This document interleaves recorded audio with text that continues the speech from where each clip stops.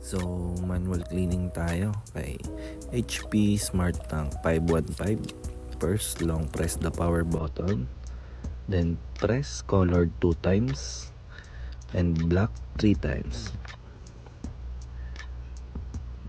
Then, once na na-press nyo na, antayin natin hanggang sa matapos yung pag manual cleaning.